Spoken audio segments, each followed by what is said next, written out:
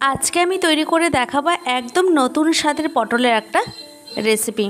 একঘেয়ে পটল খেতে খেতে বোর হয়ে থাকলে একবার এই রেসিপিটা ট্রাই করে দেখতে পারো। আশা করি ভীষণ ভালো লাগবে। ঘরে থাকা সামান্য কিছু উপকরণ দিয়ে ঝটপট তৈরি করে নেওয়া যায়। গরম ভাতে এই স্বাদ হবে কিন্তু অসাধারণ।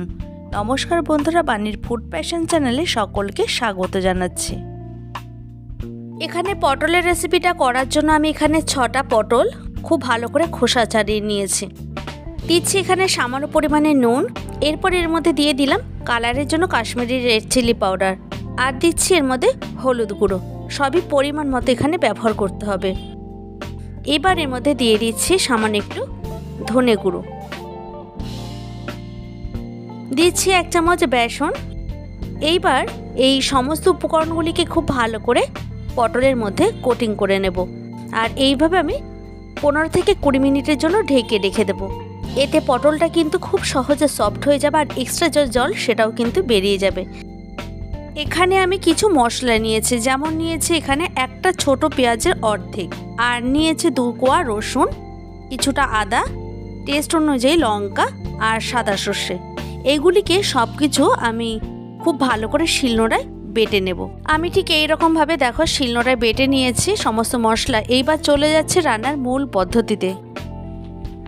গ্যাসের উপর একটা কড়াই বসিয়ে দিয়েছি। এবার কড়াইটাকে খুব ভালো মতো গরম করে নিয়ে দিয়ে দিলাম সাদা তেল। এবার তেলটা গরম হয়ে যাওয়ার পর একে একে পটলগুলিকে ছেড়ে দেব। গ্যাসের ফ্লেমটাকে মিডিয়ামে রেখে এখন পটলগুলিকে একটু ভালো করে ভেজে নিতে হবে। হাই ফ্লেমে ভাজলে ওপরে যে সারফেস সেটা কিন্তু পুড়ে যাবে, সেক্ষেত্রে রান্নাটা কিন্তু একদমই ভালো লাগবে না। এখানে গ্যাসের ফ্লেমটাকে লোতে রেখেই আমি ভেজে নিচ্ছি পটলগুলিকে, আর এইভাবে দেখো উল্টে পাল্টে একটু লাল লাল করে ভেজে নেব। আবারও ঢাকনা চাপা দিয়ে দিলাম।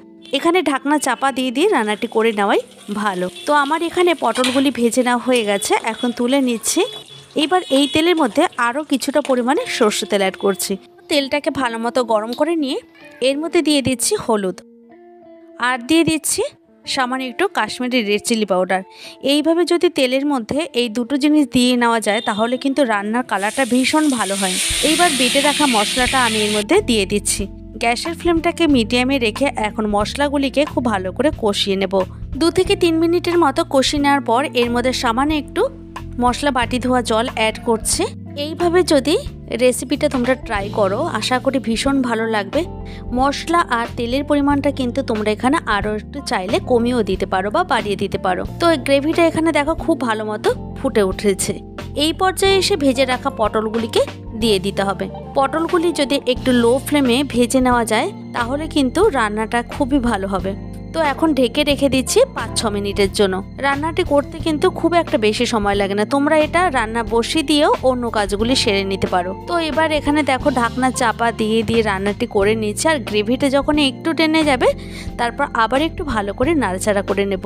এবার একদম শেষে আমি নুনটা ব্যবহার করছি, কারণ যখন আমি মশলাগুলি বেটেছিলাম তখন সামান্য পরিমাণে নুন দিয়েছিলাম, আবার পটলগুলিকে ম্যারিনেট করার সময়ও কিছুটা নুন ব্যবহার করেছিলাম, তাই বুঝে এখানে নুনটাকে ব্যবহার করলাম। একদম শেষে নুনটা দিয়ে তারপর খুব ভালো করে নাড়াচাড়া করে নেব। দেখো আমাদের কিন্তু রান্নাটি অলমোস্ট রেডি। এইবার একটু ভালো করে একটু চেকও করে নিলাম। তো পটল এখানে খুব সুন্দর সুসিদ্ধ হয়ে গেছে। গ্যাসের ফ্লেমটাকে অফ করে দিয়ে একটা সার্ভিং প্লেটে সার্ভ করে নেব। তৈরি হয়ে গেল দারুণ স্বাদের পটলের একটা নতুনত্ব রেসিপি।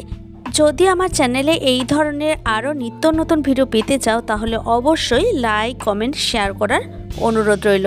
তোমাদের একটা লাইক আর একটা কমেন্ট আমাকে আরও নতুন ভিডিও তৈরি করার উৎসাহ জাগিয়ে তোলে। দেখা হবে নেক্সট কোনো ভিডিওতে। ভালো থাকবে প্রত্যেকেই, আর তোমরাও কিন্তু সবাইকে ভালো রেখো।